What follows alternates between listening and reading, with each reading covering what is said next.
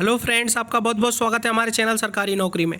जैसा कि आप स्क्रीन पर देख पा रहे हैं, इंडियन कॉन्स्टिट्यूशन जो अपना भारत का संविधान है, जिसमें भाग 5 संघ, जिसके अंतर्गत अध्याय 1 कार्यपालिका के बारे में बताया गया है, जिसमें राष्ट्रपति और उपराष्ट्रपति के बारे में दर्शाया गया है। इसमें हम अनुच्छेद 60 के बारे में इस वीडियो में जानेंगे, इसलिए इस वीडियो के अंत तक जरूर बने रहें। तो चालू करते हैं अनुच्छेद 60। और इससे पहले कि यदि कोई वीडियो देखना चाहता है तो डिस्क्रिप्शन में भाई पूरी प्लेलिस्ट दे रखी है, अच्छे से समझ लें, क्योंकि सारे इंपॉर्टेंट क्वेश्चन वहाँ पर मैंने डिस्कस किए हैं। ठीक है, तो चालू करें अनुच्छेद 60। और जो नया है वो चैनल को सब्सक्राइब कर लो और बेल आइकन दबा लो, जिससे वीडियो का नोटिफिकेशन टाइम टू टाइम आपके पास पहुँचती रहे। तो अनुच्छेद 60 में क्या बताया गया है कि राष्ट्रपति द्वारा शपथ या प्रतिज्ञान। समझने की कोशिश करना कि जो राष्ट्रपति है, ठीक है, आपको राष्ट्रपति का निर्वाचन समझाया, ठीक है, पहले राष्ट्रपति का निर्वाचन कौन करता है, उसके बाद राष्ट्रपति के निर्वाचन की पूरी प्रक्रिया समझाई कि किस तरह से राष्ट्रपति का चुनाव होता है। उसके बाद में राष्ट्रपति चुनाव जीत गया तो ठीक है, उसके बाद मैंने आपको समझाया कि राष्ट्रपति के चुनाव के लिए कौन कौन सी शर्तें हैं। उसके बाद में मैंने ये भी बताया कि पुनर्विचार मतलब पुनर्निर्वाचन किया जा सकता है कि राष्ट्रपति पुराना वाला दोबारा बनाया जा सकता है कि बिल्कुल बनाया जा सकता है। उसके बाद मैंने आपको बताया कि इसकी कंडीशन क्या क्या है, कौन कौन से नियम इसके पास लागू होने चाहिए। अब बात करते हैं कि राष्ट्रपति का शपथ या प्रतिज्ञान क्या है।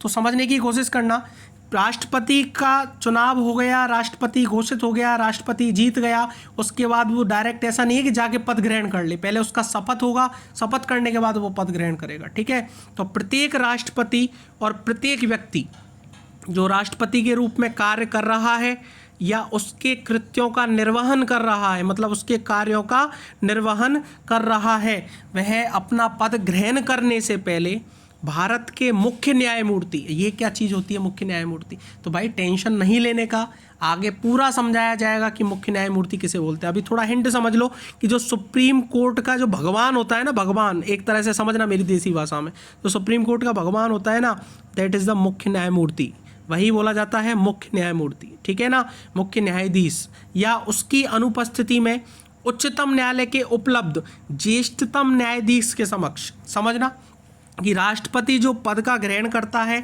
तो उसकी शपथ जो लेता है वो या तो भारत के मुख्य न्यायमूर्ति के सामने लेगा, जो मुख्य सुप्रीम कोर्ट का मुख्य न्यायाधीश है।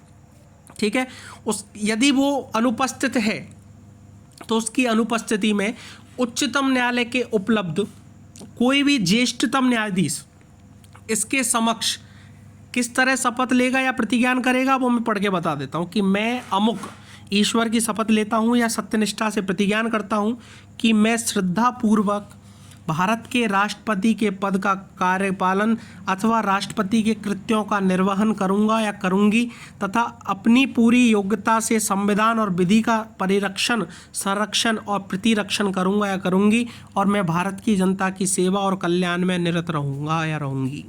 ठीक है ना, इस तरह से इसका शपथ होता है। किसके सामने, इंपॉर्टेंट क्वेश्चन बनता है कि राष्ट्रपति किसके सामने अपनी शपथ लेता है, तो भारत के मुख्य न्यायमूर्ति। अब बोल दे कि मुख्य न्यायमूर्ति अनुपस्थित है तो किसके सामने लेगा, तो उसकी अनुपस्थिति में उच्चतम न्यायालय के उपलब्ध ज्येष्ठतम न्यायाधीश के सामने वो शपथ लेगा। तो ये होता है अनुच्छेद 60। जिसको यहाँ तक अच्छे से समझ में आया और तो लाइक करना, कमेंट करना, और यदि कोई डाउट रह गया हो या कोई सजेशन आप देना चाहते हैं तो कमेंट कीजिए, कमेंट में आपको सॉल्यूशन मिलेगा या फिर नेक्स्ट वीडियो में आपको समझा दिया जाएगा। Thank you very much.